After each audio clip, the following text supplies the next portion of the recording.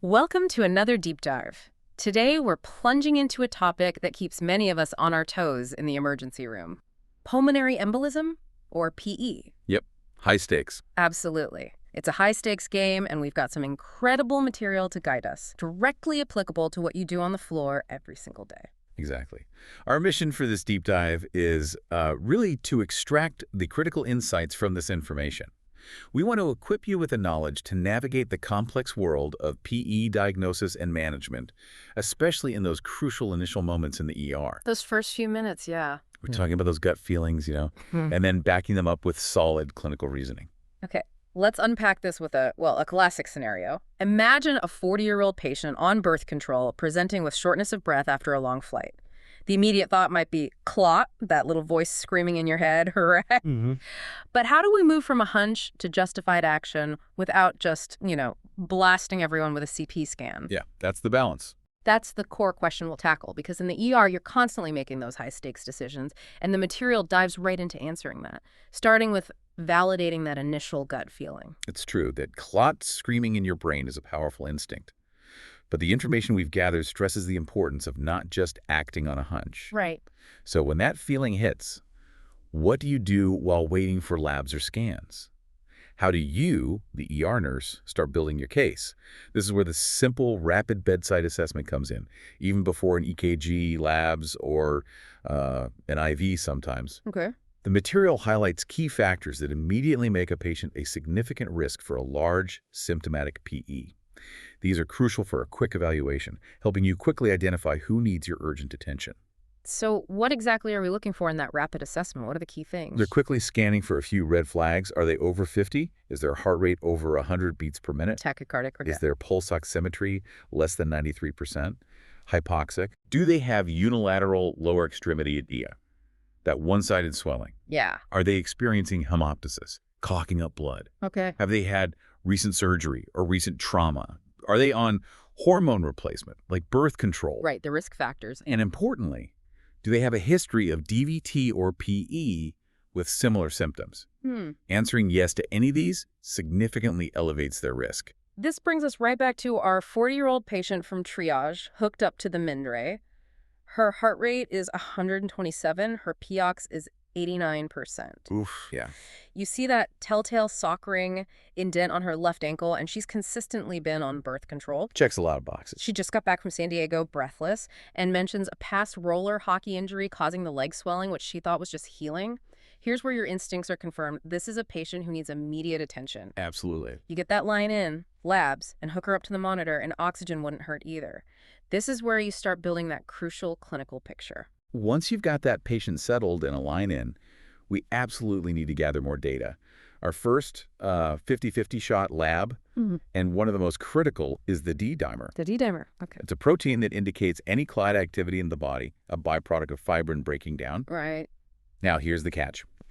While a D-dimer will almost always be positive with a PE, with slim exceptions, of course it's not specific. It's specific, yeah, I remember that. Any thrombus, injury, or even just healing process can elevate it. This is where the lab result gambling comes in, as the sources describe it, because a positive result doesn't automatically mean PE. That D-dimer explanation is fascinating, especially the gambling analogy. It really puts it in perspective. But it makes me wonder, if a positive result isn't definitive, are there ever situations where we're tempted not to check it? Or where a negative D-dimer might still leave us with a nagging doubt, given the high-stakes PE? That's an excellent point. And yeah, clinical judgment is still key. Yeah. Well, a negative D-dimer is incredibly powerful, especially with a low pretest probability. Like if they have zero risk factors. Exactly. But our sources do highlight certain scenarios, like maybe very small distal PEs or patients already on anticoagulation, where you might still proceed with caution, even with a negative. But for the vast majority of ER presentations, that negative result is truly a game changer for ruling out. Okay. The payoff, as the material notes, is what if it's not elevated? As one of our sources put it, I'd stop and buy a lottery ticket on the way home because that gambling has paid off. Love that. This isn't just a fun analogy. It highlights a crucial paradigm shift. Knowing when a negative D-dimer is your lottery ticket means you can confidently rule out PE in certain contexts. Right. Potentially sparing patients unnecessary radiation and lengthy ER stays a massive win for both patient safety and resource management. So the D-dimer gives us that initial critical yes or no for a clot, kind of. What other lab markers then help us further narrow down that differential, particularly when we're concerned about cardiac involvement? Good question. Beyond the D-dimer, other labs indirectly point towards PE as a differential narrows. Troponin and BNP, for instance. The cardiac markers. Yep. They often elevate due to right ventricular strain caused by those pressure changes in the pulmonary vascular system. The heart muscle literally gets stretched and damaged from trying to push blood through obstructed vessels. Makes sense. It's working harder. Exactly. And an ABG. That can confirm ongoing hypoxia and often reveals respiratory alkalosis as the patient breathes rapidly to compensate, blowing off too much CO2. When we talk about the body starving for oxygen with a PE, my mind immediately goes to the VQ mismatch. The material really breaks this down. Can you walk us through why that concept is so fundamental to understanding PE? Maybe a quick refresher. Absolutely. Let's connect this to the bigger picture. In a PE, we see dead space in the lungs, Death space. Okay. meaning the patient is ventilating perfectly. Air is getting in, but perfusion is blocked. The blood isn't reaching those ventilated areas to pick up oxygen. So the air's there, but the blood can't get to it. Precisely. So effectively, parts of the lung become dead space for gas exchange, Yes. starving the body, even if the patient is breathing hard. Think about oxygen saturation and exertion.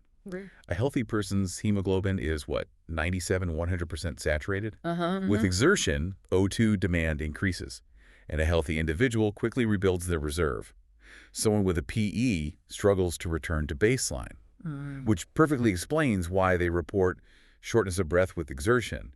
The body just can't keep up. That clicks. The body doesn't like changes, especially to something as basic as oxygen.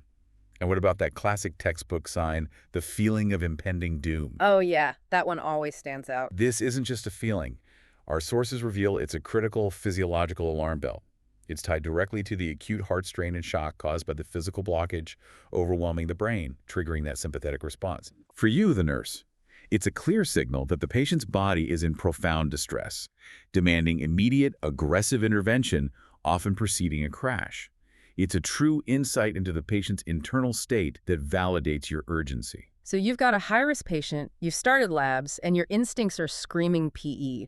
What's the priority now?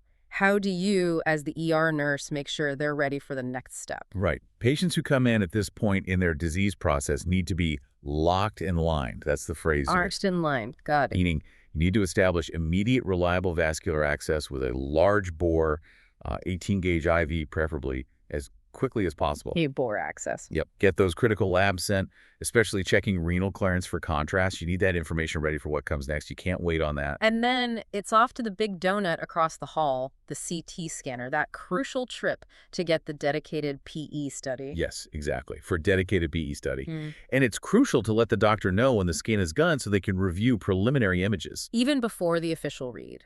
Oh, yeah. While we often wait for the final radiology read, a large clot is often visible immediately, and as the material states, it isn't difficult to see. You can often spot it right away. And never hesitate to ask the radiologist or physician to show you what it looks like on the scan. They're usually happy to. This empowers you with visual confirmation of what you suspected, bridging that gap between clinical suspicion and definitive diagnosis. That's a great tip. Okay, so you found a PE. Diagnosis is only half the battle, maybe less. Now, what do we do about it? The material breaks down the management based on the severity of the clot and the patient's condition, giving us a really clear roadmap. This is critical, absolutely. Treatment pathways vary significantly based on risk stratification. First, let's look at the low-risk PE. Okay, low risk. This is your, say, 50-year-old with a small PE, but their vitals are okay, maybe HR a little up, but BP solid, and their heart isn't strained on imaging or labs. One of our sources notes that if you talk to a nurse who's been around for a while, this had always been a guaranteed admission, no question. Right, I remember those days. Now, using scoring tools like PC or SPECI, these patients can go home. This shift is a big deal. It must feel weird for seasoned nurses to send these patients home now if they're used to admitting everyone. But that's the new standard of care, and it relies heavily on your thorough patient education. It absolutely is a shift. And I remember initially feeling hesitant myself, thinking, are we truly safe sending this patient home? Sure.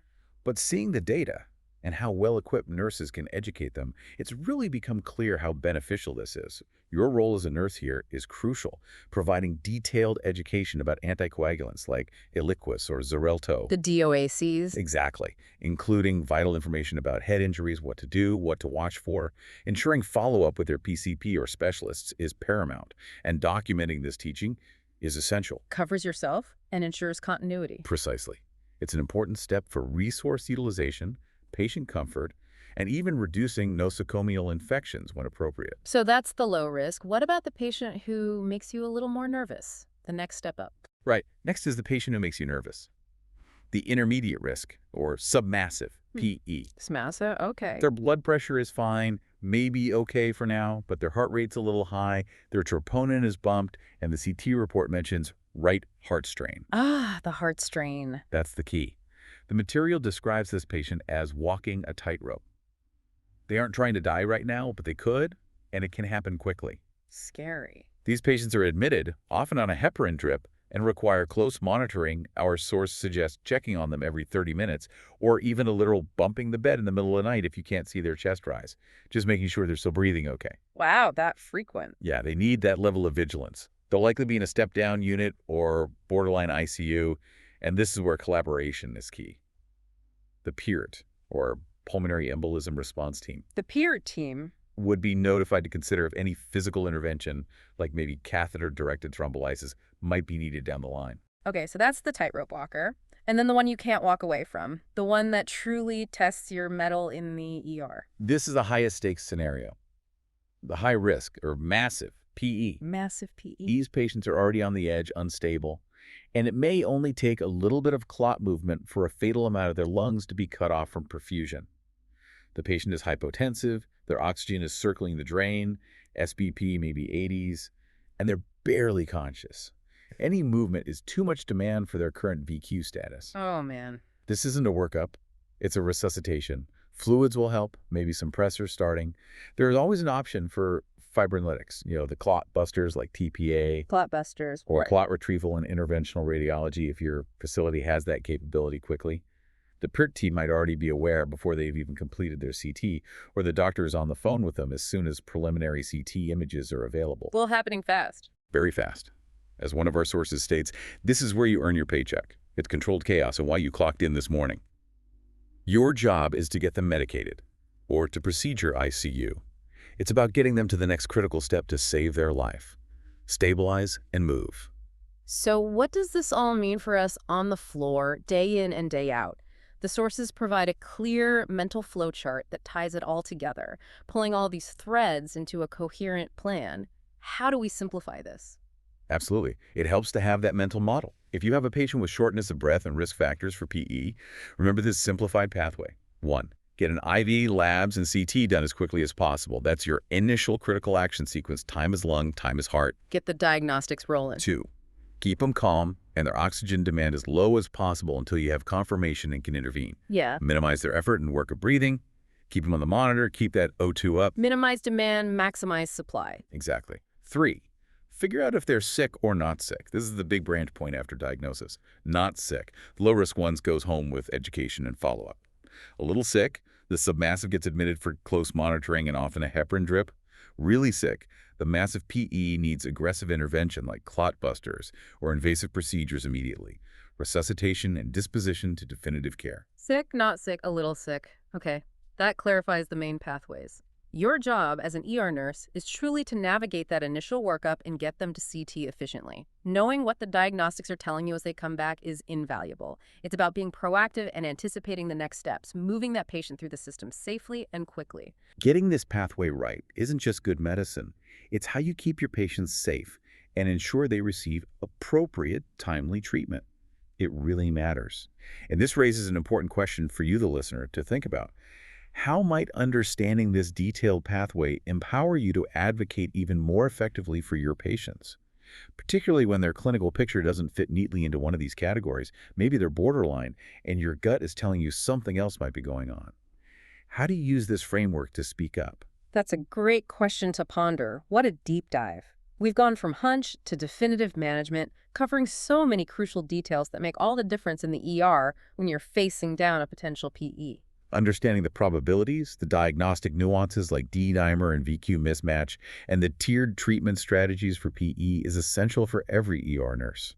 It truly transforms the way you approach these critical cases, Absolutely. empowering you to act with confidence and precision. Thank you for joining us for this essential deep dive. We hope this knowledge empowers you in your critical work in the emergency room.